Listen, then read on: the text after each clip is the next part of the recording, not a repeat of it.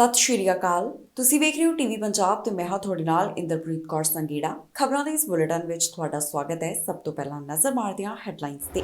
Refugees ਵਾਸਤੇ immigration ਦਾ ਐਲਾਨ 2000 ਤੋਂ ਵੱਧ ਨੂੰ ਮਿਲੇਗਾ ਮੌਕਾ।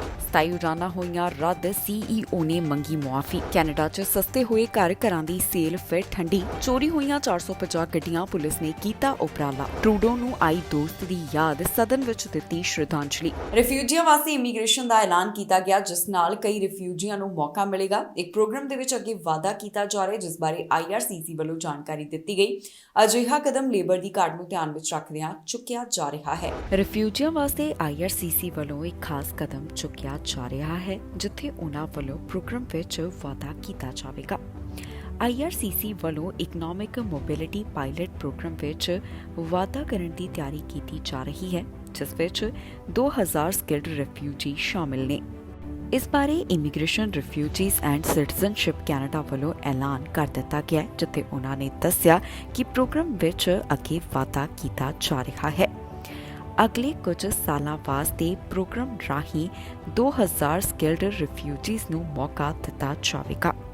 ਦੱਸਿਏ ਕਿ ਇਮੀਗ੍ਰੇਸ਼ਨ ਮੰਤਰੀ ਆਟਵਾ ਵਿੱਚ ਮੌਜੂਦ ਸਨ, ਜਿੱਥੇ ਉਨ੍ਹਾਂ ਵੱਲੋਂ ਇਸ ਸਭ ਬਾਰੇ ਜਾਣਕਾਰੀ ਸਾਂਝੀ ਕੀਤੀ ਗਈ ਤੇ ਦੱਸਿਆ ਗਿਆ ਕਿ ਪ੍ਰੋਗਰਾਮ ਤਹਿਤ ਕਿਹਨਾਂ ਨੂੰ ਹਾਇਰ ਕੀਤਾ ਜਾਵੇਗਾ। ਦੱਸ ਦੇਈਏ ਕਿ ਮੌਜੂਦਾ ਸਮੇਂ ਕੈਨੇਡਾ ਦੀ ਆਰਥਿਕਤਾ ਦੇ ਉੱਪਰ ਪੈਂਡੈਮਿਕ ਦਾ ਅਸਰ ਦੇਖਣ ਨੂੰ ਮਿਲ ਰਿਹਾ ਹੈ। ਬਹੁਤ ਸਾਰੀਆਂ ਥਾਵਾਂ ਦੇ ਉੱਪਰ ਕਾਮਿਆਂ ਦੀ ਘਾਟ ਹੈ। ਕਾਮਿਆਂ ਦੀ ਇਸ ਘਾਟ ਨੂੰ ਧਿਆਨ ਵਿੱਚ ਰੱਖਦਿਆਂ ਕਈ ਤਰ੍ਹਾਂ ਦੇ ਉਪਰਾਲੇ ਇਮੀਗ੍ਰੇਸ਼ਨ ਵਿਭਾਗ ਵੱਲੋਂ ਵੀ ਕੀਤੇ ਜਾ ਰਹੇ ਹਨ। ਹਾਲ ਹੀ ਵਿੱਚ ਸਰਕਾਰ ਵੱਲੋਂ ਇੱਕ ਫੰਡਿੰਗ ਦੇ ਬਾਰੇ ਵੀ ਜਾਣਕਾਰੀ ਦਿੱਤੀ ਗਈ, ਜਿਸ ਨਾਲ EMPP ਪਾਰਟਨਰ ਆਰਗੇਨਾਈਜੇਸ਼ਨਸ ਨੂੰ ਮਦਦ ਕੀਤੀ ਜਾਵੇਗੀ। ਇਸ ਵਾਸਤੇ ਉਹਨਾਂ ਨੇ $6.2 ਮਿਲੀਅਨ ਦੀ ਫੰਡਿੰਗ ਐਲਾਨ ਕੀਤੀ ਹੈ। ਇੱਥੇ ਵੀ ਦੱਸਣਯੋਗ ਹੈ ਕਿ ਮੌਜੂਦਾ ਸਮੇਂ ਕੈਨੇਡਾ ਵਿੱਚ ਲੇਬਰ ਦੀ ਭਾਰੀ ਕਮੀ ਦੇਖਣ ਨੂੰ ਮਿਲ ਰਹੀ ਹੈ, ਜਿਸ ਨੂੰ ਧਿਆਨ ਵਿੱਚ ਰੱਖਦਿਆਂ ਇਮੀਗ੍ਰੇਸ਼ਨ ਲੈਵਲਸ ਪਲਾਨ ਦੇ ਵਿੱਚ ਵੀ ਵੱਡਾ ਐਲਾਨ ਕੀਤਾ ਗਿਆ। ਇਮੀਗ੍ਰੇਸ਼ਨ ਲੈਵਲਸ ਪਲਾਨ ਤਹਿਤ ਦੱਸਿਆ ਗਿਆ ਹੈ ਕਿ ਇੱਕ ਸਾਲ ਵਿੱਚ 5 ਲੱਖ ਦੇ ਕਰੀਬ ਨਵੇਂ ਇਮੀਗ੍ਰੈਂਟਸ ਦਾ ਸਵਾਗਤ ਕੀਤਾ ਜਾਵੇਗਾ। 27 ਉਡਾਨਾਂ ਰੱਦ ਹੋ ਗਈਆਂ, ਜਿਸ ਤੋਂ ਬਾਅਦ CEO ਵੱਲੋਂ ਮੁਆਫੀ ਮੰਗੀ ਗਈ ਹੈ। ਇੱਕ 에ਅਰਲਾਈਨ ਵੱਲੋਂ ਜਾਣਕਾਰੀ ਸਾਂਝੀ ਕਰਦਿਆਂ ਦੱਸਿਆ ਗਿਆ ਕਿ ਇੱਕ ਹਫ਼ਤੇ ਵਿੱਚ 27 ਉਡਾਨਾਂ ਉਹਨਾਂ ਨੂੰ ਰੱਦ ਕਰਨੀਆਂ ਪਈਆਂ, ਜਿਸ ਤੋਂ ਬਾਅਦ ਕਈ ਗ੍ਰਾਹਕ ਪ੍ਰਭਾਵਿਤ ਹੋਏ ਨੇ। ਅਜਿਹਾ ਹੋਣ ਦੇ ਉੱਪਰ CEO ਵੱਲੋਂ ਮੁਆਫੀ ਮੰਗੀ ਗਈ ਹੈ। ਹੁਣ ਤੱਕ ਕਈ ਉਡਾਨਾਂ ਰੱਦ ਹੋ ਚੁੱਕੀਆਂ ਨੇ। ਇੱਕ ਹਫ਼ਤੇ ਵਿੱਚ ਹੀ 27 ਉਡਾਨਾਂ ਰੱਦ ਹੋ ਗਈਆਂ, ਜਿਸ ਤੋਂ ਬਾਅਦ CEO ਨੇ ਮੁਆਫੀ ਮੰਗੀ ਹੈ। ਇਹ ਸਾਰੀ ਜਾਣਕਾਰੀ ਵਾਟਰਲੂ 에ਅਰਪੋਰਟ ਤੋਂ ਸਾਹਮਣੇ ਆ ਰਹੀ ਹੈ, ਜਿੱਥੇ ਇੱਕ ਹਫ਼ਤੇ ਵਿੱਚ ਫਲੇਅਰ 에ਅਰਲਾਈਨਸ ਦੀਆਂ 27 ਫਲਾਈਟਾਂ ਰੱਦ ਹੋ ਗਈਆਂ। ਇਸ ਤੋਂ ਬਾਅਦ ਹੁਣ ਮੁਆਫੀ ਵੀ ਮੰਗੀ ਗਈ ਹੈ, ਜਿਸ ਬਾਰੇ CEO ਦਾ ਕਹਿਣਾ ਹੈ ਕਿ ਫਲਾਈਟਾਂ ਰੱਦ ਹੋਣ ਵਾਸਤੇ 에ਅਰਪੋਰਟ ਨੂੰ ਕਸੂਰਵਾਰ ਨਾ ਠਹਿਰਾਇਆ ਜਾਵੇ। ਜੀ ਹਾਂ, ਹੁਣ ਪਿਛਲੇ ਹਫ਼ਤੇ ਜਿਹੜੀਆਂ ਉਡਾਨਾਂ ਰੱਦ ਹੋਈਆਂ, ਉਸ ਤੋਂ ਬਾਅਦ ਜਿਹੜੇ ਲੋਕ ਪ੍ਰਭਾਵਿਤ ਹੋਏ ਨੇ, ਉਹਨਾਂ ਤੋਂ 에ਅਰਲਾਈਨ ਦੇ CEO ਨੇ ਮੁਆਫੀ ਮੰਗੀ ਹੈ। 7 ਦਸੰਬਰ ਤੋਂ ਮੰਗਲਵਾਰ ਦਰਮਿਆਨ 에ਅਰਲਾਈਨ ਨੂੰ region of Waterloo international airport ਨੂੰ ਆਉਣ ਵਾਲੀਆਂ 27 ਫਲਾਈਟਸ ਰੱਦ ਕਰਨੀਆਂ ਪਈਆਂ। ਫਲੇਅਰ 에ਅਰਲਾਈਨਸ ਦੇ CEO ਨੇ ਕਿਹਾ ਕਿ ਫਲਾਈਟਾਂ ਨੂੰ ਮੁਰੰਮਤ ਨਾਲ ਸੰਬੰਧਿਤ ਕਾਰਨਾਂ ਕਰਕੇ ਰੱਦ ਕੀਤਾ ਗਿਆ ਸੀ। 3 ਜਹਾਜ਼ ਸੇਵਾ ਤੋਂ ਬਾਹਰ ਹੋ ਗਏ। ਇਨ੍ਹਾਂ ਵਿੱਚੋਂ ਇੱਕ ਜਹਾਜ਼ ਉਹ ਸੀ ਜਿਹੜਾ ਲੈਂਡਿੰਗ ਵੇਲੇ 25 ਨਵੰਬਰ ਨੂੰ ਵਾਟਰਲੂ 에ਅਰਪੋਰਟ ਦੇ ਰਨਵੇ ਤੋਂ ਫਿਸਲ ਗਿਆ ਸੀ ਤੇ ਉਸ ਨੂੰ ਮੁਰੰਮਤ ਵਾਸਤੇ ਭੇਜਿਆ ਗਿਆ, ਜਿਸ ਦੀ ਮੁਰੰਮਤ ਜ਼ਰੂਰੀ ਸੀ। ਇਨ੍ਹਾਂ ਚੋਂ ਇੱਕ ਜਹਾਜ਼ ਨਿਰਧਾਰਿਤ ਮੁਰੰਮਤ ਕਰਕੇ ਸੇਵਾ ਤੋਂ ਬਾਹਰ ਸੀ ਤੇ ਇੱਕ ਜਹਾਜ਼ ਕਿਸੇ ਨਵੇਂ ਪੁਰਜੇ ਦੀ ਉਡੀਕ ਵਿੱਚ ਸੇਵਾ ਤੋਂ ਬਾਹਰ ਸੀ। ਜਾਣਕਾਰੀ ਲਈ ਦੱਸ ਦਈਏ ਕਿ 에ਅਰਲਾਈਨ ਕੋਲ 19 ਜਹਾਜ਼ ਹਨ ਤੇ 3 ਜਹਾਜ਼ਾਂ ਦੇ ਮੁਰੰਮਤ ਕਾਰਨਾਂ ਕਰਕੇ ਉਪਲਬਧ ਨਾ ਹੋਣ ਕਾਰਨ ਉਡਾਨਾਂ ਵਿੱਚ ਸਮੱਸਿਆ ਆਈ। ਜੌਨਸ ਦਾ ਕਹਿਣਾ ਹੈ ਕਿ ਇੱਕੋ ਸਮੇਂ ਤੇ 2 ਹੋਰ ਜਹਾਜ਼ਾਂ ਦੇ ਸੇਵਾ ਤੋਂ ਬਾਹਰ ਹੋਣ ਕਾਰਨ ਇਹ ਸਮੱਸਿਆ ਵਧ ਗਈ। ਉਹਨਾਂ ਨੇ ਸਾਰੇ ਗ੍ਰਾਹਕਾਂ ਅਤੇ ਖਾਸ ਤੌਰ ਤੇ ਕਿਚਨਰ ਇਲਾਕੇ ਦੇ ਗ੍ਰਾਹਕਾਂ ਕੋਲੋਂ ਵਿਸ਼ੇਸ਼ ਤੌਰ ਤੇ ਮੁਆਫੀ ਮੰਗੀ। ਉਹਨਾਂ ਕਿਹਾ ਕਿ ਬੁੱਧਵਾਰ ਦੁਪਹਿਰ ਤੱਕ ਸਾਰੀਆਂ ਫਲਾਈਟ ਸੇਵਾਵਾਂ ਆਮ ਵਾਂਗ ਬਹਾਲ ਹੋ ਗਈਆਂ। ਇਸ ਤੋਂ ਇਲਾਵਾ ਉਹ ਕਹਿੰਦੇ ਨੇ ਕਿ ਉਹ ਨਹੀਂ ਚਾਹੁੰਦੇ ਕਿ ਲੋਕ ਫਲਾਈਟਸ ਦੇ ਰੱਦ ਹੋਣ ਕਾਰਨ ਵਾਟਰਲੂ 에ਅਰਪੋਰਟ ਦੀ ਵਰਤੋਂ ਬੰਦ ਕਰ ਦੇਣ, ਕਿਉਂਕਿ ਇਸ ਵਾਸਤੇ 에ਅਰਪੋਰਟ ਨੂੰ ਜ਼ਿੰਮੇਵਾਰ ਨਹੀਂ ਠਹਿਰਾਇਆ ਜਾਣਾ ਚਾਹੀਦਾ। ਫਲਾਈਟਾਂ ਦੇ ਰੱਦ ਹੋਣ ਕਾਰਨ 에ਅਰਪੋਰਟ ਨੂੰ ਕਸੂਰਵਾਰ ਠਹਿਰਾਉਣਾ ਗਲਤ ਹੈ। ਉਹ ਕਹਿੰਦੇ ਨੇ ਕਿ ਇਸ ਵਿੱਚ ਗਲਤੀ 에ਅਰਪੋਰਟ ਦੀ ਨਹੀਂ, ਸਗੋਂ 에ਅਰਲਾਈਨ ਦੀ ਹੈ। ਹੁਣ ਅੱਗੇ ਇਸ ਬਾਰੇ ਜੋ ਵੀ ਜਾਣਕਾਰੀ ਹੈ, ਲਗਾਤਾਰ ਵੈਬਸਾਈਟ ਦੇ ਉੱਪਰ ਵੀ ਸਾਂਝੀ ਕੀਤੀ ਜਾ ਰਹੀ ਹੈ। ਕੈਨੇਡਾ ਵਿੱਚ ਪਹਿਲਾਂ ਦੇ ਮੁਕਾਬਲੇ ਘਰ ਸਸਤੇ ਹੋਏ ਨੇ, ਪਰ ਘਰ ਖਰੀਦਣ ਵਾਲਿਆਂ ਦੀ ਕੋਈ ਬਹੁਤੀ ਰੁਚੀ ਦਿਖਾਈ ਨਹੀਂ ਦੇ ਰਹੀ। ਤਾਜ਼ਾ ਅੰਕੜੇ ਪੇਸ਼ ਕਰਦਿਆਂ ਦੱਸਿਆ ਗਿਆ ਕਿ ਇੱਕ ਵਾਰ ਫਿਰ ਤੋਂ ਘਰਾਂ ਦੀ ਸੇਲ ਅਤੇ ਕੀਮਤਾਂ ਦੋਨੋਂ ਹੀ ਘੱਟ ਹੋਈਆਂ ਨੇ। ਵਿਆਜ ਦਰਾਂ ਵਿੱਚ ਜੋ ਲਗਾਤਾਰ ਵਾਧਾ ਹੋ ਰਿਹਾ ਉਸ ਦਾ ਸਿੱਧਾ ਅਸਰ ਹਾਊਸਿੰਗ ਮਾਰਕੀਟ ਦੇ ਉੱਪਰ ਪੈਂਦਾ ਹੋਇਆ ਦਿਖਾਈ ਦਿੱਤਾ। ਘਰਾਂ ਦੀ ਕੀਮਤ ਬਾਰੇ ਤਾਜ਼ਾ ਜਾਣਕਾਰੀ ਸਾਹਮਣੇ ਆਈ, ਜਿੱਥੇ ਪਤਾ ਚੱਲਿਆ ਕਿ ਪਹਿਲਾਂ ਦੇ ਮੁਕਾਬਲੇ ਘਰਾਂ ਦੀਆਂ ਕੀਮਤਾਂ ਹੇਠਾਂ ਆਈਆਂ ਨੇ। ਨਵੰਬਰ ਮਹੀਨੇ ਦੇ ਜੋ ਅੰਕੜੇ ਪੇਸ਼ ਕੀਤੇ ਗਏ ਉਨ੍ਹਾਂ ਮੁਤਾਬਕ ਕੈਨੇਡਾ ਅੰਦਰ ਘਰਾਂ ਦੀ ਔਸਤ ਕੀਮਤ ਘਟ ਕੇ $6,32,802 ਦਰਜ ਕੀਤੀ ਗਈ। ਅਜੇ ਵੀ ਹਾਊਸਿੰਗ ਮਾਰਕੀਟ ਠੰਡੀ ਹੀ ਹੈ। ਇਸ ਵਿੱਚ ਧੀਮਾਪਣ ਦਾ ਸਿਲਸਿਲਾ ਪਿਛਲੇ ਮਹੀਨੇ ਵੀ ਜਾਰੀ ਰਿਹਾ। ਕੈਨੇਡੀਅਨ ਰੀਅਲ ਏਸਟੇਟ ਐਸੋਸੀਏਸ਼ਨ ਦੇ ਨਵੇਂ ਅੰਕੜਿਆਂ ਮੁਤਾਬਕ ਘਰਾਂ ਦੀ ਔਸਤ ਕੀਮਤ ਘਟ ਕੇ $6,30,000 ਦੇ ਨੇੜੇ ਪਹੁੰਚ ਗਈ ਹੈ। ਇਸ ਸਭ ਬਾਰੇ ਕ੍ਰਿਆ ਦਾ ਕਹਿਣਾ ਹੈ ਕਿ ਲੰਘੇ ਨਵੰਬਰ ਦੌਰਾਨ ਪਿਛਲੇ ਸਾਲ ਦੀ ਤੁਲਨਾ ਵਿੱਚ ਜਿਹੜੇ ਘਰਾਂ ਦੀ ਸੇਲ ਹੋਈ ਉਹਨਾਂ ਦੀ ਗਿਣਤੀ ਅੰਦਰ 38.9% ਦੀ ਗਿਰਾਵਟ ਦਰਜ ਕੀਤੀ ਗਈ। ਹਾਲਾਂਕਿ ਨਵੰਬਰ ਸੇਲ ਦੇ ਪੱਖ ਤੋਂ ਕੋਈ ਬਹੁਤਾ ਵਿਅਸਤ ਮਹੀਨਾ ਨਹੀਂ ਹੁੰਦਾ, ਕਿਉਂਕਿ ਸਰਦੀਆਂ ਦੇ ਮੌਸਮ ਦੀ ਆਮਦ ਕਾਰਨ ਇਸ ਸਮੇਂ ਵਿੱਚ ਖਰੀਦਦਾਰ ਪਹਿਲਾਂ ਨਾਲੋਂ ਘੱਟ ਹੁੰਦੇ ਨੇ। ਪਰ ਇਸ ਸਾਲ ਦਾ ਨਵੰਬਰ ਮਹੀਨਾ ਸੇਲ ਪੱਖੋਂ ਬਹੁਤ ਠੰਡਾ ਰਿਹਾ। ਕ੍ਰਿਆ ਦੀ ਲਿਸਟਿੰਗ ਵਿੱਚ ਘਰਾਂ ਦੀ ਔਸਤ ਵਿਕਰੀ ਕੀਮਤ $6,32,802 ਦਰਜ ਕੀਤੀ ਗਈ। ਇਹ ਪਿਛਲੇ ਸਾਲ ਦੇ ਮੁਕਾਬਲੇ 12% ਦੀ ਗਿਰਾਵਟ ਹੈ ਤੇ ਇਸ ਸਾਲ ਫਰਵਰੀ ਵਿੱਚ ਹੋਏ ਸਿਖਰ ਤੋਂ ਬਾਅਦ 22% ਦੀ ਗਿਰਾਵਟ ਹੈ। ਦੱਸੀਏ ਕਿ TD ਬੈਂਕ ਦੇ ਅਰਥ ਸ਼ਾਸਤਰੀ ਵੱਲੋਂ ਕਿਹਾ ਗਿਆ ਕਿ ਬੈਂਕ ਆਫ ਕੈਨੇਡਾ ਵੱਲੋਂ ਵਿਆਜ ਦਰਾਂ ਵਿੱਚ ਜੋ ਵਾਧਾ ਕੀਤਾ ਗਿਆ ਉਸ ਕਾਰਨ ਘਰਾਂ ਦੀਆਂ ਕੀਮਤਾਂ ਉੱਪਰ ਤੇ ਘਰਾਂ ਦੀ ਸੇਲ ਦੇ ਉੱਪਰ ਅਸਰ ਪੈ ਰਿਹਾ ਹੈ ਤੇ ਇਹ ਸਿਲਸਿਲਾ ਅਜੇ ਵੀ ਜਾਰੀ ਹੈ। ਦੱਸੀਏ ਕਿ ਪਿਛਲੇ ਦਿਨੀ ਬੈਂਕ ਵੱਲੋਂ 7ਵੀਂ ਵਾਰ ਵਿਆਜ ਦਰਾਂ ਵਿੱਚ ਵਾਧਾ ਕੀਤਾ ਗਿਆ। ਇਸ ਤੋਂ ਇਲਾਵਾ ਕਿਹਾ ਜਾ ਰਿਹਾ ਹੈ ਕਿ ਆਉਣ ਵਾਲੇ ਸਮੇਂ ਦੌਰਾਨ ਵੀ ਬੈਂਕ ਆਫ ਕੈਨੇਡਾ ਵਿਆਜ ਦਰਾਂ ਵਿੱਚ ਵਾਧਾ ਕਰ ਸਕਦਾ ਹੈ ਤੇ ਉਹਨਾਂ ਵੱਲੋਂ ਵਿਆਜ ਦਰਾਂ ਉੱਚੀਆਂ ਹੀ ਰੱਖੀਆਂ ਜਾਣਗੀਆਂ। ਇਸ ਦਾ ਅੰਦਾਜ਼ਾ ਲਗਾਇਆ ਜਾ ਰਿਹਾ ਹੈ, ਜਿਸ ਦਾ ਨਤੀਜਾ ਹੈ ਕਿ ਘਰਾਂ ਦੀ ਸੇਲ ਅਤੇ ਵਿਕਰੀ ਦੋਨਾਂ ਦੇ ਉੱਪਰ ਹੀ ਇਸ ਦਾ ਅਸਰ ਦੇਖਣ ਨੂੰ ਮਿਲੇਗਾ। ਇਸ ਤੋਂ ਪਹਿਲਾਂ ਵੀ ਜੋ ਸਮੇਂ ਦੇ ਉੱਪਰ ਘਰਾਂ ਦੀ ਸੇਲ ਬਾਰੇ ਜਾਂ ਫਿਰ ਘਰਾਂ ਦੀ ਕੀਮਤ ਬਾਰੇ ਅੰਕੜੇ ਪੇਸ਼ ਕੀਤੇ ਗਏ, ਉਹਨਾਂ ਤੋਂ ਇਹੀ ਪਤਾ ਚੱਲਿਆ ਕਿ ਪਹਿਲਾਂ ਦੇ ਮੁਕਾਬਲੇ ਘਰਾਂ ਦੀ ਸੇਲ ਤੇ ਕੀਮਤਾਂ ਹੇਠਾਂ ਆਈਆਂ ਨੇ। ਕੈਨੇਡਾ ਦੇ ਅਲੱਗ-ਅਲੱਗ ਹਿੱਸਿਆਂ ਵਿੱਚ ਗੱਡੀ ਚੋਰੀ ਹੋਣ ਦੀਆਂ ਵਾਰਦਾਤਾਂ ਲਗਾਤਾਰ ਵਧ ਰਹੀਆਂ ਨੇ। ਤਾਜ਼ਾ ਅੰਕੜੇ ਦੱਸਦੇ ਨੇ ਕਿ 450 ਗੱਡੀਆਂ ਕੁਝ ਹੀ ਸਮੇਂ ਦੌਰਾਨ ਚੋਰੀ ਹੋ ਗਈਆਂ। ਇਸ ਸਭ ਦੌਰਾਨ ਪੁਲਿਸ ਵੱਲੋਂ ਖਾਸ ਉਪਰਾਲਾ ਕੀਤਾ ਜਾ ਰਿਹਾ, ਜਿੱਥੇ ਉਹਨਾਂ ਵੱਲੋਂ ਜਾਗਰੂਕ ਕਰਨ ਵਾਸਤੇ ਕੁਝ ਕਦਮ ਚੁੱਕੇ ਜਾ ਰਹੇ ਨੇ।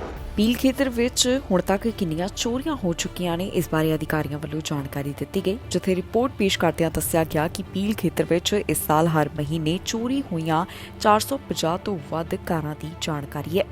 ਇਨ੍ਹਾਂ ਵਾਰਦਾਤਾਂ ਨੂੰ ਰੋਕਣ ਵਾਸਤੇ ਪੁਲਿਸ ਬੋਰਡ ਵੱਲੋਂ ਸੰਮੇਲਨ ਕਰਵਾ ਠੋਸ ਕਦਮ ਚੁੱਕੇ ਜਾਣ ਦੀ ਯੋਜਨਾ ਬਣਾਈ ਜਾ ਰਹੀ ਹੈ। ਦਰਅਸਲ ਪੀਲ ਖੇਤਰ ਵਿੱਚ ਕਾਰ ਚੋਰੀ ਦੀਆਂ ਘਟਨਾਵਾਂ ਦਾ ਸਿਲਸਿਲਾ ਰੁਕਣ ਦਾ ਨਾਮ ਨਹੀਂ ਲੈ ਰਿਹਾ। ਸਾਲ 2022 ਦੌਰਾਨ ਹੁਣ ਤੱਕ ਇਲਾਕੇ ਵਿੱਚ ਕਾਰ ਚੋਰੀ ਦੇ 5000 ਤੋਂ ਵੱਧ ਮਾਮਲੇ ਸਾਹਮਣੇ ਆ ਚੁੱਕੇ ਨੇ। ਇਲਾਕੇ ਵਿੱਚ ਹਰ ਮਹੀਨੇ ਕਰੀਬ 483 ਕਾਰ ਚੋਰੀ ਦੀਆਂ ਘਟਨਾਵਾਂ ਦਰਜ ਕੀਤੀਆਂ ਗਈਆਂ। ਪੀਲ ਪੁਲਿਸ ਵੱਲੋਂ ਜੋ ਅੰਕੜੇ ਸਾਂਝੇ ਕੀਤੇ ਗਏ ਉਹਨਾਂ ਮੁਤਾਬਕ ਇਸ ਸਾਲ ਵਿੱਚ ਜਨਵਰੀ ਤੋਂ ਲੈ ਕੇ 30 ਨਵੰਬਰ ਤੱਕ 5315 ਵਾਹਨ ਚੋਰੀ ਦੇ ਮਾਮਲੇ ਸਾਹਮਣੇ ਆਏ, ਜੋ ਕਿ ਪਿਛਲੇ ਸਾਲ ਦੇ ਇਸ ਸਮੇਂ ਦੇ ਮੁਕਾਬਲੇ 45% ਦਾ ਵਾਧਾ ਹੈ। ਸਾਲ 2021 ਦੌਰਾਨ ਜਨਵਰੀ ਤੋਂ ਲੈ ਕੇ ਨਵੰਬਰ ਮਹੀਨੇ ਤੱਕ ਵਾਹਨ ਚੋਰੀ ਦੇ 3659 ਮਾਮਲੇ ਸਾਹਮਣੇ ਆਏ। ਲੰਘੇ ਕੁਝ ਵਰ੍ਹਿਆਂ ਦੇ ਮੁਕਾਬਲੇ ਕਾਰ ਚੋਰੀ ਦੇ ਮਾਮਲਿਆਂ ਵਿੱਚ ਇਹ ਵੱਡਾ ਵਾਧਾ ਹੈ। ਸਾਲ 2019 ਦੌਰਾਨ ਪੀਲ ਖੇਤਰ ਵਿੱਚ ਕਾਰ ਚੋਰੀ ਦੇ 3062 ਮਾਮਲੇ ਰਿਪੋਰਟ ਕੀਤੇ ਗਏ, ਜਿਨ੍ਹਾਂ ਦੀ ਗਿਣਤੀ ਵੱਧ ਕੇ 3376 ਹੋ ਗਈ ਹੈ। ਸਾਲ 2021 ਦੌਰਾਨ 4000 ਤੋਂ ਵੱਧ ਕਾਰਾਂ ਚੋਰੀ ਹੋਣ ਦੀਆਂ ਘਟਨਾਵਾਂ ਸਾਹਮਣੇ ਆਈਆਂ। ਇੱਥੇ ਧਿਆਨ ਦੇਣ ਯੋਗ ਗੱਲ ਹੈ ਕਿ ਪੀਲ ਖੇਤਰ ਵਿੱਚ ਬਰੈਂਪਟਨ ਵੱਡਾ ਸ਼ਹਿਰ ਹੈ, ਜਿੱਥੇ ਪੰਜਾਬੀ ਭਾਈਚਾਰੇ ਦੀ ਗਿਣਤੀ ਵੱਧ ਹੈ। ਹਾਲ ਹੀ 'ਚ ਬਰੈਂਪਟਨ ਅੰਦਰ ਹੋਈਆਂ ਮਿਊਨਿਸਪਲ ਚੋਣਾਂ ਦੌਰਾਨ ਵੀ ਲੋਕਾਂ ਵੱਲੋਂ ਕਾਰ ਚੋਰੀ ਹੋਣ ਦੇ ਮਾਮਲਿਆਂ ਨੂੰ ਵੱਡੀ ਪੱਧਰ ਤੇ ਚੁੱਕਿਆ ਗਿਆ। ਇਸ ਸੰਬੰਧੀ ਹੁਣ ਇੱਕ ਸੰਮੇਲਨ ਵੀ ਕਰਵਾਇਆ ਜਾ ਰਿਹਾ ਹੈ, ਜਿੱਥੇ ਪੁਲਿਸ ਜਾਗਰੂਕ ਕਰ ਰਹੀ ਹੈ। ਪੀਲ ਪੁਲਿਸ ਬੋਰਡ ਵੱਲੋਂ ਕਾਰ ਚੋਰੀ ਦੀਆਂ ਇਨ੍ਹਾਂ ਘਟਨਾਵਾਂ ਨੂੰ ਰੋਕਣ ਵਾਸਤੇ ਉਪਰਾਲੇ ਕੀਤੇ ਜਾ ਰਹੇ ਨੇ। ਪੀਲ ਪੁਲਿਸ ਬੋਰਡ ਦਾ ਕਹਿਣਾ ਹੈ ਕਿ ਉਹਨਾਂ ਨੂੰ ਭਾਈਚਾਰੇ ਵੱਲੋਂ ਲਗਾਤਾਰ ਅਜਿਹੀਆਂ ਸ਼ਿਕਾਇਤਾਂ ਮਿਲ ਰਹੀਆਂ ਨੇ ਤੇ ਕੁਝ ਠੋਸ ਕਦਮ ਚੁੱਕੇ ਜਾਣ ਦੀ ਮੰਗ ਕੀਤੀ ਜਾ ਰਹੀ ਸੀ। ਪੀਲ ਪੁਲਿਸ ਬੋਰਡ ਦੇ ਚੇਅਰ ਦਾ ਕਹਿਣਾ ਹੈ ਕਿ ਉਹਨਾਂ ਵੱਲੋਂ ਇਨ੍ਹਾਂ ਵਾਰਦਾਤਾਂ ਨੂੰ ਰੋਕਣ ਵਾਸਤੇ ਇੱਕ ਸੰਮੇਲਨ ਕਰਾਏ ਜਾਣ ਦੀ ਯੋਜਨਾ ਹੈ, ਜਿਸ ਵਿੱਚ ਇਸ ਨਾਲ ਨਜਿੱਠਣ ਲਈ ਵਿਚਾਰ ਵਟਾਂਦਰਾ ਕੀਤਾ ਜਾਵੇਗਾ।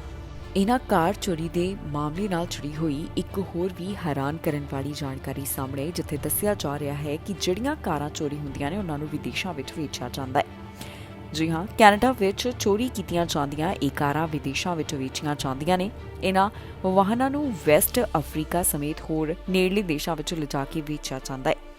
ਇਹਨਾਂ ਦੇਸ਼ਾਂ ਵਿੱਚ ਕੈਨੇਡੀਅਨ ਕਾਰਾਂ ਦੀ ਵੱਡੀ ਮੰਗ ਹੈ। ਪੁਲਿਸ ਦਾ ਕਹਿਣਾ ਹੈ ਕਿ ਕੁਝ ਅਧਿਕਾਰਤ ਵਿਅਕਤੀਆਂ ਵੱਲੋਂ ਕਿਸੇ ਵਾਰਦਾਤ ਨੂੰ ਅੰਜਾਮ ਦੇਣ ਵਾਸਤੇ ਵੀ ਵਾਹਨਾਂ ਨੂੰ ਚੋਰੀ ਕੀਤਾ ਜਾਂਦਾ ਹੈ। ਪੁਲਿਸ ਡਿਊਟੀ ਦੌਰਾਨ ਮੁਲਾਜ਼ਮ ਧਾਰਮਿਕ ਚਿੰਨ੍ਹ ਨਹੀਂ ਪਹਿਨ ਸਕਦੇ। ਇਸ ਬਾਰੇ ਇੱਕ ਸੂਬੇ ਤੋਂ ਜਾਣਕਾਰੀ ਸਾਹਮਣੇ ਆਈ, ਜਿੱਥੇ ਦੱਸਿਆ ਗਿਆ ਕਿ ਅਫਸਰਾਂ ਨੂੰ ਧਾਰਮਿਕ ਚਿੰਨ੍ਹ ਪਹਿਨਣ ਦੀ ਇਜਾਜ਼ਤ ਨਹੀਂ ਹੋਵੇਗੀ। ਡਿਊਟੀ ਦੌਰਾਨ ਪੁਲਿਸ ਮੁਲਾਜ਼ਮ ਧਾਰਮਿਕ ਚਿੰਨ੍ਹ ਨਹੀਂ ਪਾ ਸਕਣਗੇ। ਮੌਂਟਰੀਅਲ ਪੁਲਿਸ ਨੇ ਆਪਣੇ ਮੁਲਾਜ਼ਮਾਂ ਨੂੰ ਡਿਊਟੀ ਦੌਰਾਨ ਧਾਰਮਿਕ ਚਿੰਨ੍ਹ ਪਾਉਣ ਤੋਂ ਰੋਕਿਆ ਹੈ। ਜਾਣਕਾਰੀ ਮੁਤਾਬਕ ਮੌਂਟਰੀਅਲ ਪੁਲਿਸ ਨੇ ਆਪਣੇ ਅਧਿਕਾਰੀਆਂ ਨੂੰ ਡਿਊਟੀ ਦੌਰਾਨ ਕਹਿ ਦਿੱਤਾ ਕਿ ਉਹ ਧਾਰਮਿਕ ਚਿੰਨ੍ਹ ਨਹੀਂ ਪਾ ਸਕਦੇ। COP 15 ਅੰਤਰਰਾਸ਼ਟਰੀ ਫੋਰਮ ਨਾਲ ਸੰਬੰਧਿਤ ਵਿਰੋਧ ਪ੍ਰਦਰਸ਼ਨਾਂ ਨੂੰ ਮੋਨੀਟਰ ਕਰ ਰਹੇ ਬਹੁਤ ਸਾਰੇ ਪੁਲਿਸ ਅਧਿਕਾਰੀਆਂ ਦੀ ਵਰਦੀ ਉੱਪਰ ਅਜਿਹਾ ਬੈਚ ਬਣਿਆ ਸੀ, ਜਿਸ ਵਿੱਚ ਸੇਂਟ ਮਾਈਕਲ ਨੂੰ ਸ਼ਰਧਾਂਜਲੀ ਦਿੱਤੀ ਗਈ। ਸੇਂਟ ਮਾਈਕਲ ਨੂੰ ਕੈਥੋਲਿਕ ਮਤ ਵਿੱਚ ਨਿਆਂ, ਕਾਨੂੰਨ ਅਤੇ ਚਰਚ ਦੀ ਰਾਖੀ ਕਰਨ ਵਾਲਾ ਫਰਿਸ਼ਤਾ ਮੰਨਿਆ ਜਾਂਦਾ ਹੈ। ਹੁਣ ਸੋਸ਼ਲ ਮੀਡੀਆ ਉੱਪਰ ਇਸ ਤਰ੍ਹਾਂ ਦੇ ਬੈਚ ਦੀਆਂ ਤਸਵੀਰਾਂ ਵਾਇਰਲ ਹੋ ਰਹੀਆਂ ਨੇ, ਜਿਸ ਉੱਪਰ ਲਿਖਿਆ ਹੋਇਆ ਹੈ ਕਿ ਸੇਂਟ ਮਾਈਕਲ ਪ੍ਰੋਟੈਕਟ ਅਸ। ਹਾਲਾਂਕਿ ਜੂਨ 2019 ਵਿੱਚ ਲਾਗੂ ਹੋਏ ਪ੍ਰੋਵਿੰਸ ਦੇ ਧਰਮ ਨਿਰਪੱਖਤਾ ਕਾਨੂੰਨ, ਜਿਸ ਨੂੰ ਬਿੱਲ 21 ਵੀ ਕਿਹਾ ਜਾਂਦਾ ਹੈ, ਤਹਿਤ ਸੂਬੇ ਦੇ ਕਿਸੇ ਵੀ ਪ੍ਰਤੀਨਿਧੀ ਨੂੰ ਆਪਣੇ ਅਧਿਕਾਰ ਕੰਮਕਾਜ ਦੌਰਾਨ ਧਾਰਮਿਕ ਚਿੰਨ੍ਹ ਪਹਿਨਣ ਦੀ ਇਜਾਜ਼ਤ ਨਹੀਂ ਹੈ। ਪੁਲਿਸ ਅਧਿਕਾਰੀਆਂ ਨੂੰ ਭੇਜੇ ਮੈਮੋ ਮੁਤਾਬਕ ਵਿਸ਼ਲੇਸ਼ਣ ਤੋਂ ਬਾਅਦ ਇਸ ਗੱਲ ਤੇ ਸਹਿਮਤੀ ਬਣੀ ਕਿ ਮੌਂਟਰੀਅਲ ਪੁਲਿਸ ਅਧਿਕਾਰੀਆਂ ਦੁਆਰਾ ਉਨ੍ਹਾਂ ਦੀ ਵਰਦੀ ਤੇ ਪਹਿਨਿਆ ਗਿਆ ਸੇਂਟ ਮਾਈਕਲ ਦਾ ਇਹ ਲੋਗੋ ਧਾਰਮਿਕ ਚਿੰਨ੍ਹ ਹੈ। ਨਾਲ ਹੀ ਪੁਲਿਸ ਅਧਿਕਾਰੀਆਂ ਨੂੰ ਕਾਨੂੰਨ ਦੀ ਪਾਲਣਾ ਦੇ ਮੱਦੇਨਜ਼ਰ ਆਪਣੀਆਂ ਵਰਦੀਆਂ ਤੋਂ ਸੇਂਟ ਮਾਈਕਲ ਨੂੰ ਸੰਬੰਧਿਤ ਕੋਈ ਵੀ ਚਿੰਨ੍ਹ ਹਟਾਉਣ ਵਾਸਤੇ ਕਹਿ ਦਿੱਤਾ ਗਿਆ। ਦੱਸਿਏ ਕਿ ਕਿਊਬੈਕ ਪੁਲਿਸ ਦੇ ਐਥਿਕਸ ਕੋਡ ਅਧੀਨ ਇੱਕ ਪੁਲਿਸ ਅਧਿਕਾਰੀ ਨਿਸ਼ਕਾਮ ਹੋ ਕੇ ਤੇ ਨਿਰਪੱਖਤਾ ਨਾਲ ਆਪਣੀਆਂ ਡਿਊਟੀਆਂ ਨਿਭਾਉਣ ਦਾ ਪਾਬੰਦ ਹੈ, ਜਿਸ ਦਾ ਮਤਲਬ ਹੈ ਕਿ ਆਪਣੇ ਆਪ ਨੂੰ ਉਸ ਸਥਿਤੀ ਤੋਂ ਬਚਾਉਣਾ ਵੀ ਹੈ ਜਿੱਥੇ ਹਿੱਤਾਂ ਦੇ ਟਕਰਾਅ ਜਾਂ ਫਿਰ ਉਹਨਾਂ ਦੀ ਨਿਰਪੱਖਤਾ ਪ੍ਰਭਾਵਿਤ ਹੋਣ ਦੀ ਸੰਭਾਵਨਾ ਹੋਵੇ। ਮੌਂਟਰੀਅਲ ਪੁਲਿਸ ਨੇ ਦੱਸਿਆ ਕਿ ਪਿਛਲੇ ਕਈ ਮਹੀਨਿਆਂ ਤੋਂ ਪੁਲਿਸ ਅਧਿਕਾਰੀਆਂ ਨੂੰ ਰੱਖਣ ਅਤੇ ਗਿਣਤੀ ਸੁਨਿਸ਼ਚਿਤ ਕਰਨ ਦੀ ਪ੍ਰਕਿਰਿਆ ਦੀ ਪੂਰੀ ਤਰ੍ਹਾਂ ਸਮੀਖਿਆ ਕੀਤੀ ਜਾ ਚੁੱਕੀ ਹੈ। ਹਾਲਾਂਕਿ ਪੁਲਿਸ ਨੇ ਇਹ ਨਹੀਂ ਦੱਸਿਆ ਕਿ ਇਹ ਸਮੀਖਿਆ ਕਦੋਂ ਖਤਮ ਹੋਵੇਗੀ। ਪਿਛਲੇ ਸਾਲ ਮੌਂਟਰੀਅਲ ਪੁਲਿਸ ਦੇ ਅਫਸਰਾਂ ਨੂੰ ਪਤਲੀ ਨੀਲੀ ਲਾਈਨ ਦਾ ਵਿਵਾਦਗ੍ਰਸਤ ਚਿੰਨ੍ਹ ਪਹਿਨੇ ਵੀ ਦੇਖਿਆ ਗਿਆ ਸੀ। ਇਹ ਚਿੰਨ੍ਹ ਦੇ ਕੱਟੜ ਸੱਜੇ ਪੱਖੀ ਗਰੁੱਪਾਂ ਨਾਲ ਸੰਬੰਧਿਤ ਹੋਣ ਕਰਕੇ ਇਸ ਨੂੰ ਪਹਿਨਣ ਤੇ ਪੁਲਿਸ ਦੀ ਆਲੋਚਨਾ ਵੀ ਹੋਈ ਸੀ। ਪ੍ਰਧਾਨ ਮੰਤਰੀ ਜਸਟਿਨ ਟਰੂਡੋ ਨੂੰ ਆਪਣੇ ਦੋਸਤ ਦੀ ਯਾਦ ਆਈ ਤੇ ਸਦਨ ਵਿੱਚ ਉਹਨਾਂ ਨੂੰ ਸ਼ਰਧਾਂਜਲੀ ਦਿੱਤੀ ਗਈ। ਜਿਮ ਕਾਰਡ ਨੂੰ ਪ੍ਰਧਾਨ ਮੰਤਰੀ ਵੱਲੋਂ ਯਾਦ ਕਰਦਿਆਂ ਹਾਊਸ ਆਫ ਕਾਮਨਸ ਦੇ ਵਿੱਚ ਉਹਨਾਂ ਨੂੰ ਸ਼ਰਧਾਂਜਲੀ ਦਿੱਤੀ ਗਈ ਹੈ। ਪ੍ਰਧਾਨ ਮੰਤਰੀ ਨੇ ਜਿਮ ਬਾਰੇ ਆਪਣੇ ਵਿਚਾਰ ਸਾਂਝੇ ਕੀਤੇ। ਪ੍ਰਧਾਨ ਮੰਤਰੀ ਜਸਟਿਨ ਟਰੂਡੋ ਵੱਲੋਂ ਜਿਮ ਕਾਰਡ ਨੂੰ ਯਾਦ ਕੀਤਾ ਗਿਆ ਤੇ ਉਹਨਾਂ ਨੂੰ ਹਾਊਸ ਆਫ ਕਾਮਨਸ ਵਿੱਚ ਪ੍ਰਧਾਨ ਮੰਤਰੀ ਨੇ ਸ਼ਰਧਾਂਜਲੀ ਵੀ ਦਿੱਤੀ ਹੈ। ਜਿਮ ਕਾਰਡ ਦੇ ਬਾਰੇ ਬੋਲਦਿਆਂ ਪ੍ਰਧਾਨ ਮੰਤਰੀ ਦਾ ਕਹਿਣਾ ਹੈ ਕਿ ਉਹ ਉਹਨਾਂ ਦੇ ਸਾਬਕਾ ਕੁਲੀਗ ਅਤੇ ਖਾਸ ਮਿੱਤਰ ਹਨ। ਇਸ ਤੋਂ ਇਲਾਵਾ ਪ੍ਰਧਾਨ ਮੰਤਰੀ ਵੱਲੋਂ ਕੀ ਕਿਹਾ ਗਿਆ, ਆਓ ਤੁਹਾਨੂੰ ਸੁਣਾਉਂਦੇ ਹਾਂ। Jim had stood in this house last week and talked about how much he loved his country. He said, "I love every square meter of this country, in English, en français, in indigenous languages, in the languages of the newly arrived." He said this as part of one of his final moments in this house, which were marked by the triumph of passing his private member's bill, the Building a Green Prairie Economy Act. It is an act that's about preserving a way of life in the prairies and unleashing a new potential. An act that makes sure prairie people see themselves represented in national policy. Not just political leaders, but workers' unions, indigenous peoples, farmers, and businesses. An act that seeks to leave behind a healthier environment. It was an act of hope for the future, an act of love for his country. It was also an act of courage. Jim understood that this wouldn't be his future, that it was ours. It was his kids and his grandkids. In October, he told me that he was stopping treatment. Health ਸਮਝੌਤੇ ਨੂੰ ਲੈ ਕੇ ਸਿਹਤ ਮੰਤਰੀ ਦਾ ਵੱਡਾ ਬਿਆਨ ਸਾਹਮਣੇ ਹੈ, ਜਿੱਥੇ ਹੈਲਥ ਮਿਨਿਸਟਰ ਕਹਿੰਦੇ ਨੇ ਕਿ ਸਮਝੌਤਾ ਹੁਣ ਪ੍ਰੋਵਿੰਸਸ ਦੇ ਉੱਪਰ ਨਿਰਭਰ ਕਰਦਾ ਹੈ। ਇਸ ਤੋਂ ਇਲਾਵਾ ਹਾਲਾਤਾਂ ਦੇ ਬਾਰੇ ਅਤੇ ਸਮਝੌਤੇ ਦੇ ਬਾਰੇ ਹੋਰ ਕਿਹੜੀਆਂ ਗੱਲਾਂ ਦਾ ਜ਼ਿਕਰ ਕੀਤਾ ਗਿਆ ਤੁਹਾਨੂੰ ਇਸ ਖਬਰ ਵਿੱਚ ਦੱਸਾਂਗੇ। ਹੈਲਥ ਕੇਅਰ ਸਮਝੌਤੇ ਨੂੰ ਲੈ ਕੇ ਫੈਡਰਲ ਹੈਲਥ ਮਿਨਿਸਟਰ ਦਾ ਵੱਡਾ ਬਿਆਨ ਸਾਹਮਣੇ ਆਇਆ, ਜਿੱਥੇ ਫੈਡਰਲ ਹੈਲਥ ਮਿਨਿਸਟਰ ਦਾ ਕਹਿਣਾ ਹੈ ਕਿ ਹੈਲਥ ਕੇਅਰ ਸਮਝੌਤੇ ਤੇ ਰੁਕਾਵਟਾਂ ਨੂੰ ਦੂਰ ਕਰਨਾ ਹੁਣ ਪ੍ਰੀਮੀਅਰਸ ਦੇ ਹੱਥ ਵਿੱਚ ਹੈ। ਦੱਸੀਏ ਕਿ ਮੰਤਰੀ ਵੱਲੋਂ ਇਹ ਵਿਚਾਰ ਓਟਵਾ ਵਿੱਚ ਸਾਂਝੇ ਕੀਤੇ ਗਏ, ਜਿੱਥੇ ਕਿਹਾ ਕਿ ਵੈਨਕੂਵਰ ਅੰਦਰ ਨਵੰਬਰ ਦੌਰਾਨ ਜੋ ਮੀਟਿੰਗ ਹੋਈ ਉੱਥੇ ਨਵੇਂ ਸਮਝੌਤੇ ਤੇ ਦਸਤਖਤ ਨਾ ਹੋਣ ਦੇ ਬਾਵਜੂਦ ਵੀ ਉਹ ਅਤੇ ਸੂਬਾਈ ਹੈਲਥ ਮਿਨਿਸਟਰ ਇਸ ਨੁਕਤੇ ਤੇ ਸਹਿਮਤ ਸਨ ਕਿ ਕਿਤੇ ਜਾਣ ਦੀ ਜ਼ਰੂਰਤ ਨਹੀਂ। ਇਸ ਤੋਂ ਇਲਾਵਾ ਉਹਨਾਂ ਵੱਲੋਂ ਆਪਣੇ ਵਿਚਾਰ ਸਾਂਝੇ ਕਰਦਿਆਂ ਕੀ ਕੁਝ ਕਿਹਾ ਗਿਆ, ਆਓ ਤੁਹਾਨੂੰ ਸੁਣਾਉਂਦੇ ਹਾਂ। Viral situation of which Dr. Tam spoke a moment ago, it's very difficult in hospitals and in healthcare contexts across Canada. So my job is to be an ally of health ministers to make sure that significant and additional funding that our government has been committing to is being received by health ministers, and that's the case with the $2 billion just recent investment in supporting our healthcare system, and more particularly hospitals, in the context of backlogs of surgeries and treatments. The equally important work that we need to do together is to look at the longer term. Our healthcare system has been under severe demographic pressure over the last few years. And over the next few years, it will be under increasingly heavy demographic pressures.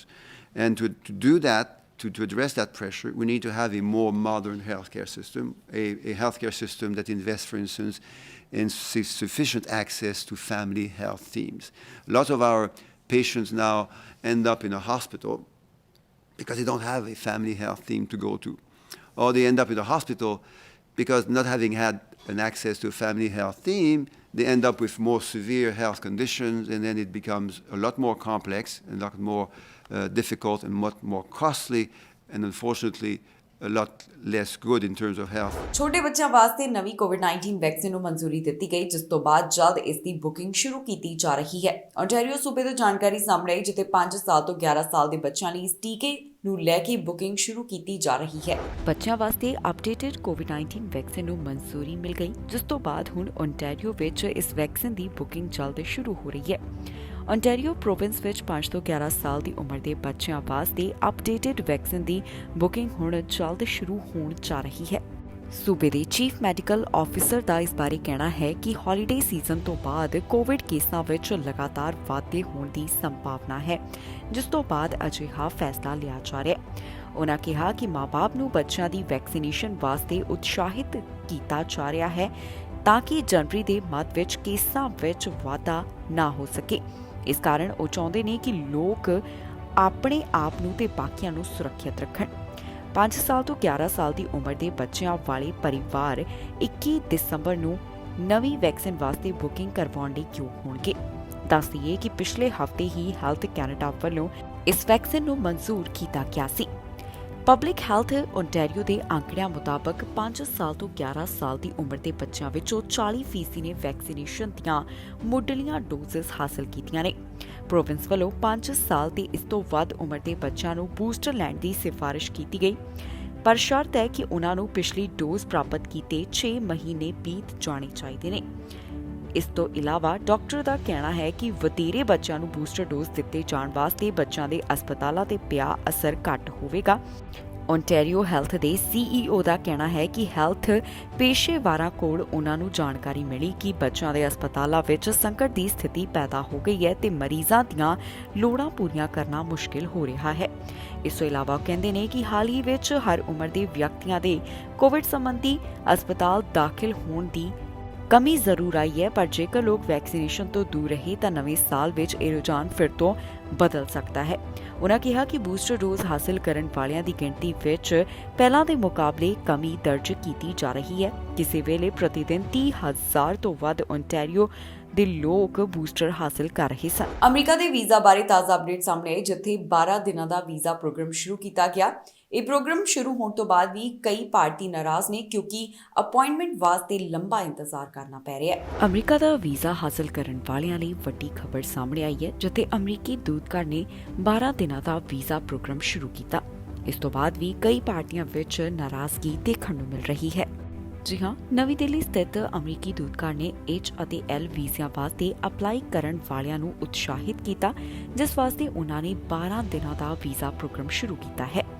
ਪਰ ਇਸ ਤੋਂ ਬਾਅਦ ਵੀ America ਦਾ visa ਹਾਸਲ ਕਰਨ ਵਾਲੇ ਭਾਰਤੀਆਂ ਵਿੱਚ ਨਾਰਾਜ਼ਗੀ ਹੈ। ਪ੍ਰੋਗਰਾਮ ਦੇ ਪਹਿਲੇ ਦਿਨ ਹੀ ਅੰਬੈਸੀ ਦੁਆਰਾ ਇੱਕ ਵੀਡੀਓ ਕਲਿੱਪ ਸਾਂਝੀ ਕੀਤੀ ਗਈ, ਜਿਸ ਵਿੱਚ ਕਿਹਾ ਗਿਆ ਕਿ H ਅਤੇ L ਵੀਜ਼ਾ ਅਰਜ਼ੀਆਂ ਵਾਸਤੇ 17% ਦਾ ਵਾਧਾ ਪਹਿਲਾਂ ਦੇ ਮੁਕਾਬਲੇ ਦਰਜ ਕੀਤਾ ਗਿਆ ਤੇ ਨਾਲ ਹੀ ਇਸ ਵਾਸਤੇ ਪ੍ਰੋਸੈਸਿੰਗ ਦੇ ਸਮੇਂ ਨੂੰ ਵੀ ਘੱਟ ਕੀਤਾ ਗਿਆ। ਵਿਭਾਗ ਵੱਲੋਂ ਟਵਿੱਟਰ ਦੇ ਉੱਪਰ ਇੱਕ ਵੀਡੀਓ ਕਲਿੱਪ ਸਾਂਝੀ ਕੀਤੀ ਗਈ, ਜਿਸ ਵਿੱਚ ਦੱਸਿਆ ਗਿਆ ਕਿ ਹਜ਼ਾਰਾਂ ਕਾਮੇ ਅਤੇ ਪਰਿਵਾਰ ਜੋ ਅਮਰੀਕਾ ਵਿੱਚ ਇਕੱਠੇ ਹੋਣ ਜਾ ਰਹੇ ਨੇ ਤੇ ਇੱਥੇ ਕੰਮ ਕਰਨ ਦੇ ਯੋਗ ਹੋਣਗੇ। ਇਸ ਸਭ ਤੋਂ ਬਾਅਦ ਵੀ ਬਹੁਤ ਸਾਰੇ ਭਾਰਤੀ ਨਾਰਾਜ਼ ਹਨ, ਕਿਉਂਕਿ ਜੇਕਰ ਕਿਸੇ ਨੇ ਅਮਰੀਕਾ ਦਾ ਸਫ਼ਰ ਹਾਸਲ ਕਰਨਾ ਹੈ ਤਾਂ ਵੀਜ਼ਾ ਇੰਟਰਵਿਊ ਲੈਣ ਲਈ ਲੰਬੇ ਸਮੇਂ ਦਾ ਇੰਤਜ਼ਾਰ ਕਰਨਾ ਪੈ ਰਿਹਾ ਹੈ। ਦੱਸ ਦਈਏ ਕਿ ਮੌਜੂਦਾ ਸਮੇਂ ਭਾਰਤ ਤੋਂ ਅਮਰੀਕਾ ਦਾ ਵੀਜ਼ਾ ਹਾਸਲ ਕਰਨ ਵਾਲਿਆਂ ਨੂੰ ਅਪਾਇੰਟਮੈਂਟ ਵਾਸਤੇ 1000 ਦਿਨਾਂ ਤੋਂ ਵੱਧ ਦਾ ਇੰਤਜ਼ਾਰ ਕਰਨਾ ਪੈ ਰਿਹਾ ਹੈ। ਇਸ ਬਾਰੇ ਪਿਛਲੇ ਹਫ਼ਤੇ ਵਾਈਟ ਹਾਊਸ ਤੋਂ ਇੱਕ ਜਾਣਕਾਰੀ ਸਾਹਮਣੇ ਆਈ ਸੀ, ਜਿੱਥੇ ਦੱਸਿਆ ਗਿਆ ਕਿ ਕਈ ਤਰ੍ਹਾਂ ਦੇ ਕਦਮ ਚੁੱਕੇ ਜਾ ਰਹੇ ਨੇ ਤਾਂ ਕਿ ਪ੍ਰੋਸੈਸਿੰਗ ਦਾ ਸਮਾਂ ਪਹਿਲਾਂ ਵਾਂਗ ਹੀ ਕੀਤਾ ਜਾ ਸਕੇ। US ਸਟੇਟ ਡਿਪਾਰਟਮੈਂਟ ਨੇ ਕਿਹਾ ਕਿ B1 B2 ਉਮੀਦਵਾਰਾਂ ਦੀ ਇੰਟਰਵਿਊ ਵਾਸਤੇ ਉਡੀਕ ਦੀ ਮਿਆਦ ਮੁੰਬਈ ਵਿੱਚ 999 ਦਿਨ, ਹੈਦਰਾਬਾਦ ਵਿੱਚ 994, ਦਿੱਲੀ ਵਿੱਚ 961, ਚੇਨਈ ਵਿੱਚ 948 ਅਤੇ ਕੋਲਕਾਤਾ ਵਿੱਚ 904 ਹਨ।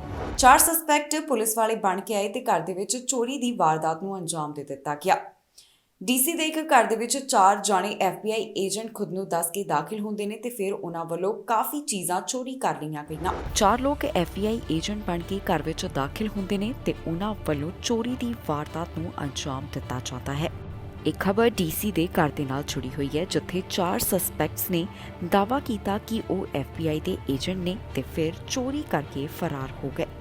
ਪੁਲਿਸ ਅਧਿਕਾਰੀਆਂ ਵੱਲੋਂ ਇਸ ਬਾਰੇ ਜਾਣਕਾਰੀ ਸਾਂਝੀ ਕਰਦਿਆਂ ਦੱਸਿਆ ਗਿਆ ਕਿ $20,000 ਦੀ ਚੋਰੀ ਕੀਤੀ ਗਈ ਹੈ। ਪੁਲਿਸ ਨੂੰ ਇਹ ਮਾਮਲਾ 6:11 ਦੇ ਕਰੀਬ ਪਤਾ ਚੱਲਿਆ, ਜਿੱਥੇ ਉਹਨਾਂ ਨੂੰ ਬੇ ਸਟਰੀਟ ਦੇ 1700 ਬਲਾਕ ਦੇ ਨੇੜੇ ਬੁਲਾਇਆ ਗਿਆ। ਆਫਿਸਰਸ ਦਾ ਕਹਿਣਾ ਹੈ ਕਿ 4 ਸਸਪੈਕਟ ਇੱਕ ਘਰ ਵਿੱਚ ਦਾਖਲ ਹੁੰਦੇ ਨੇ। 3 ਸਸਪੈਕਟਸ ਦੇ ਕੋਲ ਹਥਿਆਰ ਅਤੇ ਕਰੋਬਾਰ ਵੀ ਮੌਜੂਦ ਸੀ, ਜਿਸ ਦੀ ਮਦਦ ਨਾਲ ਘਰ ਦਾ ਦਰਵਾਜ਼ਾ ਖੁਲਵਾਇਆ ਗਿਆ। ਘਰ ਵਿੱਚ ਦਾਖਲ ਹੋਣ ਤੋਂ ਪਹਿਲਾਂ ਇਹਨਾਂ ਸਸਪੈਕਟਸ ਵੱਲੋਂ ਕਿਹਾ ਗਿਆ ਕਿ ਉਹ FBI ਦੇ ਨਾਲ ਸੰਬੰਧਿਤ ਹਨ। ਜਦੋਂ ਇਸ ਬਾਰੇ ਪਤਾ ਚੱਲਿਆ ਤਾਂ 2 ਪੀੜਤ ਕਿਸੇ ਤਰੀਕੇ ਘਰ ਵਿੱਚੋਂ ਬਾਹਰ ਨਿਕਲਣ ਲਈ ਕਾਮਯਾਬ ਹੋ ਗਏ ਤੇ ਸਸਪੈਕਟਸ ਨੇ ਘਰ ਵਿੱਚ ਚੋਰੀ ਦੀ ਵਾਰਦਾਤ ਨੂੰ ਅੰਜਾਮ ਦੇ ਦਿੱਤਾ। ਇਹ ਸਸਪੈਕਟ 2 ਆਈਫੋਨ, ਰੋਲੈਕਸ ਵਾਚ, $3,300 ਦੀ ਨਕਦੀ ਲੈ ਕੇ ਫਰਾਰ ਹੋ ਗਏ। ਫਿਲਹਾਲ ਇਸ ਸਭ ਬਾਰੇ ਪੁਲਿਸ ਅਧਿਕਾਰੀਆਂ ਦਾ ਕਹਿਣਾ ਹੈ ਕਿ ਉਹ ਮਾਮਲੇ ਦੀ ਜਾਂਚ ਪੜਤਾਲ ਕਰ ਰਹੇ ਹਨ, ਜਿਸ ਤੋਂ ਬਾਅਦ ਬਾਕੀ ਦੀ ਜਾਣਕਾਰੀ ਦਿੱਤੀ ਜਾਵੇਗੀ। ਸਸਪੈਕਟਸ ਅਜੇ ਤੱਕ ਗ੍ਰਿਫਤਾਰ ਨਹੀਂ ਕੀਤੇ ਜਾ ਸਕੇ ਤੇ ਨਾ ਹੀ ਉਹਨਾਂ ਬਾਰੇ ਕੋਈ ਬਹੁਤੀ ਜਾਣਕਾਰੀ ਮਿਲ ਸਕੀ ਹੈ।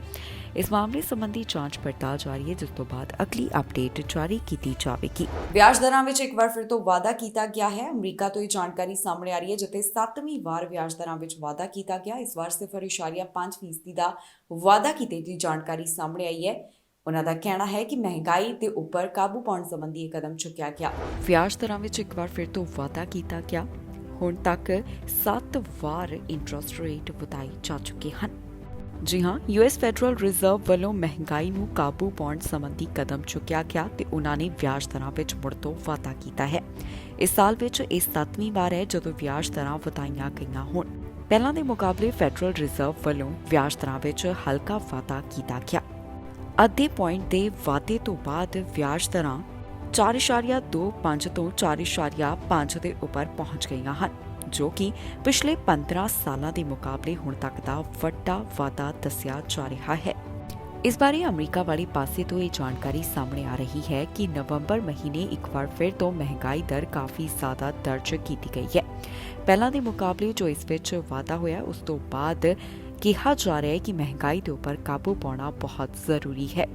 ਇਸ ਤੋਂ ਇਲਾਵਾ ਮਾਹਰ ਵੀ ਆਪਣੇ ਵਿਚਾਰ ਸਾਂਝੇ ਕਰਦੇ ਹੋਏ ਦਿਖਾਈ ਦੇ ਰਹੇ ਨੇ, ਜਿਨ੍ਹਾਂ ਨੂੰ ਉਮੀਦ ਹੈ ਕਿ ਅਗਲੇ ਸਾਲ ਵੀ ਆਰਥਿਕਤਾ ਵਿੱਚ ਕੋਈ ਬਹੁਤਾ ਸੁਧਾਰ ਨਹੀਂ ਹੋਵੇਗਾ। ਪਾਲਿਸੀ ਮੇਕਰਸ ਵੱਲੋਂ ਇਸ ਗੱਲ ਨੂੰ ਲੈ ਕੇ ਅੰਦਾਜ਼ਾ ਲਗਾਇਆ ਜਾ ਰਿਹਾ ਹੈ ਕਿ ਆਰਥਿਕਤਾ ਕਾਫੀ ਧੀਮੀ ਰਹਿਣ ਵਾਲੀ ਹੈ। ਤੇ ਅਗਲੇ ਸਾਲ ਵੀ ਕਾਫੀ ਜ਼ਿਆਦਾ ਬੇਰੁਜ਼ਗਾਰੀ ਦੇਖਣ ਨੂੰ ਮਿਲ ਸਕਦੀ ਹੈ। ਇੱਥੇ ਵੀ ਦੱਸਣਯੋਗ ਹੈ ਕਿ ਅਮਰੀਕਾ ਤੋਂ ਇਲਾਵਾ ਕੈਨੇਡਾ ਵੱਲੋਂ ਵੀ ਲਗਾਤਾਰ ਆਪਣੀਆਂ ਵਿਆਜ ਦਰਾਂ ਵਿੱਚ ਵਾਧਾ ਕੀਤਾ ਜਾ ਰਿਹਾ ਹੈ। ਕੈਨੇਡਾ ਵਾਲੇ ਪਾਸੇ ਵੀ ਵਿਆਜ ਦਰਾਂ ਵਿੱਚ 7 ਵਾਰ ਵਾਧਾ ਕੀਤਾ ਗਿਆ। ਇਸ ਵਾਸਤੇ ਦੋਹਾਂ ਦੇਸ਼ਾਂ ਦਾ ਇਹੀ ਕਹਿਣਾ ਹੈ ਕਿ ਉਹਨਾਂ ਵੱਲੋਂ ਮਹਿੰਗਾਈ ਨੂੰ ਕਾਬੂ ਕਰਨ ਸੰਬੰਧੀ ਇੱਕ ਕਦਮ ਚੁੱਕੇ ਜਾ ਰਹੇ ਹਨ ਤਾਂ ਕਿ ਪੈਂਡੈਮਿਕ ਕਾਰਨ ਜੋ ਆਰਥਿਕਤਾ ਦੇ ਉੱਪਰ ਬੋਝ ਪਿਆ ਹੈ ਉਸ ਨੂੰ ਜਲਦ ਤੋਂ ਜਲਦ ਲੀਹਾਂ ਉੱਪਰ ਲਿਆਂਦਾ ਜਾ ਸਕੇ। ਇਸ ਦੇ ਨਾਲ ਹੀ ਜਾਂਦੇ ਇੱਕ ਵਾਰ ਫਿਰ ਤੋਂ ਨਜ਼ਰ ਮਾਰਦੇ ਹਾਂ ਹੈਡਲਾਈਨਸ ਤੇ। ਰਿਫਿਊਜੀਜ਼ ਵਾਸਤੇ ਇਮੀਗ੍ਰੇਸ਼ਨ ਦਾ ਐਲਾਨ, 2000 ਤੋਂ ਵੱਧ ਨੂੰ ਮਿਲੇਗਾ ਮੌਕਾ।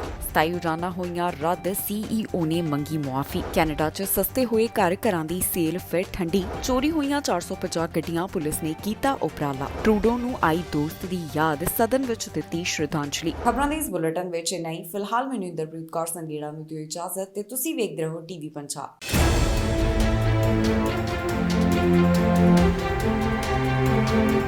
Thank you.